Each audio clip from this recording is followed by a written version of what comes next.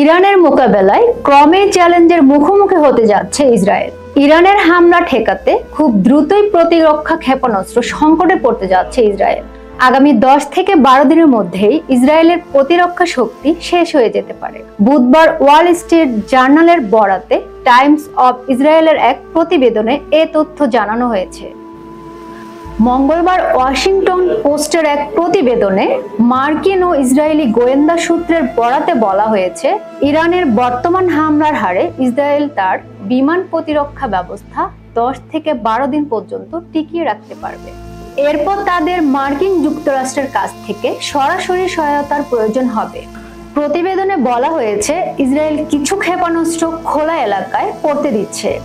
বড় ধরনের ক্ষেপণাস্ত্র হামলার মুখে জনবহুল এলাকা বা গুরুত্বপূর্ণ অবকাঠামো লক্ষ্য করে ছোড়া সব ক্ষেপণাস্ত্র ঠেকাতে তারা ব্যর্থ হচ্ছে।